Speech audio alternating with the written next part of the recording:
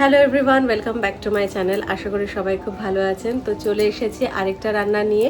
আজকের রেসিপিটা হচ্ছে একদমই নতুন একটা রেসিপি। এর আগে আমার মনে হয় এইভাবে কখনোই দেখেননি। আজকের রান্নাটার নাম আমি দিয়েছি স্যাফরন চিকেন। এটার অন্য কোনো নামও হতে পারতো। এই রান্নার ইন্সপিরেশন পেয়েছি আমি দাদুর থেকে। দাদু অনেকটা এইভাবে বানাতেন, যেহেতু এখন উনি আমাদের মাঝে নেই, তো আমি একটু মডিফাই করেছি, কারণ এক্স্যাক্ট রেসিপি তো আমি ওনার থেকে এখন শুনতে পারবো না। তো আজকের এই স্পেশাল রান্নাটা কিভাবে বানাচ্ছি সেটা চলুন দেখে নেওয়া যাক। তো প্রথমেই মাংসটাকে আমি ম্যারিনেট করে নেব। দেখুন কি সুন্দর স্কিন সহ চিকেন, দেখে কি ভাল লাগছে।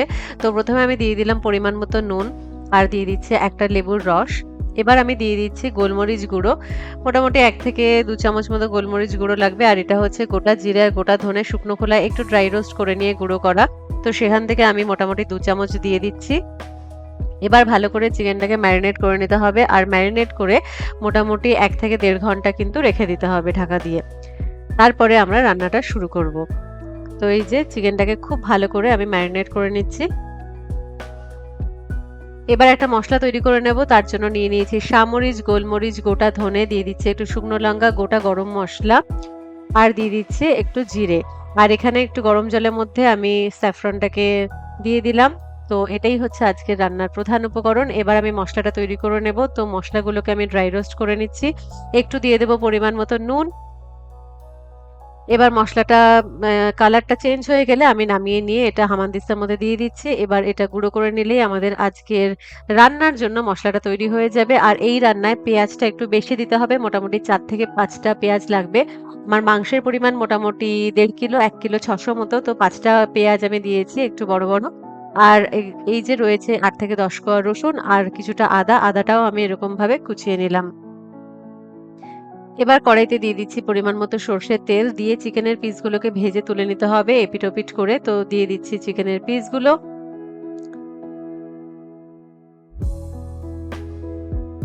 কিছুক্ষণ পর আমি মাংসের পিসগুলোকে উল্টে দিলাম, একটু ঢাকাও দিয়ে দিতে পারেন।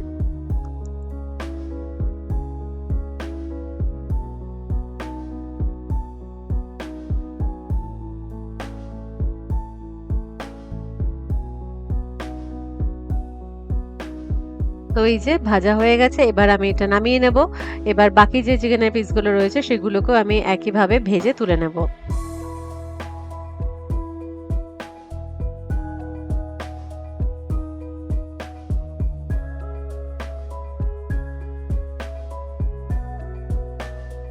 তো চিকেনটা ভাজা হয়ে গেছে। এবার আমি আর একটু সর্ষের তেল দিয়ে প্রথমে দিয়ে দিচ্ছি কিছুটা পরিমাণে পেঁয়াজ। পেঁয়াজের উপরে আমি চিকেনের পিসগুলোকে দিয়ে দিলাম।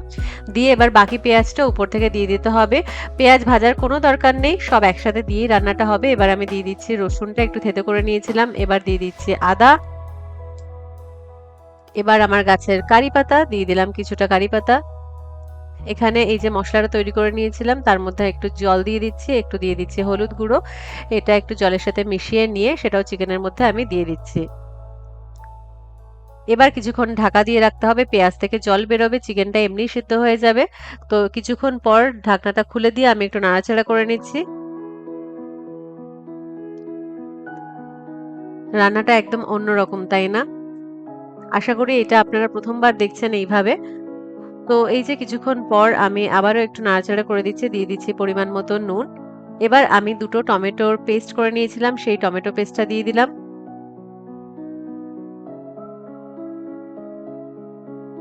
এবার দিয়ে দিচ্ছি স্টার ইনগ্রেডিয়েন্ট, সেটা হলো স্যাফরন ওয়াটার। তো এই যে কেশরের জলটা আমি দিয়ে দিলাম। এবার আমি ঢাকা দিয়ে রাখলাম। দেখুন কি সুন্দর জল বেরিয়েছে। আলাদা করে কোনো জল আমি কিন্তু দিইনি, এই জলেই কিন্তু চিকেনটা সিদ্ধ হয়ে যাবে। রান্নাটা প্রায় শেষ, নুন ঝালটা একটু টেস্ট করে নেবেন, ব্যাস আমাদের চিকেন রেডি। একদম অন্য রকমের রেসিপি, তাই না? চলুন পরিবেশন করে নিই। দেখতে দেখুন কি সুন্দর লাগছে। তো আপনারাই বলুন আজকে রান্নার নামটা কি হওয়া উচিত ছিল, বা যে নামটা আমি দিয়েছি সেটা কি ঠিক আছে?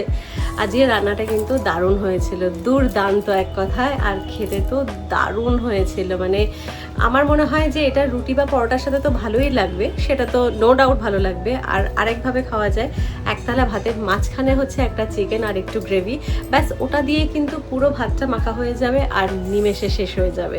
তো আশা করি আপনাদেরও ভালো লেগেছে আজকের রান্নাটা। যদি ভালো লেগে থাকে তাহলে ভিডিওটিকে লাইক করবেন, শেয়ার করবেন, আমার চ্যানেলটিকে সাবস্ক্রাইব করবেন। তো দেখা হবে পরের রেসিপিতে নতুন কোনো রান্নার সাজেশন থাকলে সেটাও কমেন্ট বক্সে লিখতে ভুলবেন না। তো চলুন দেখা হবে পরের রেসিপিতে, সবাই খুব ভালো থাকবেন।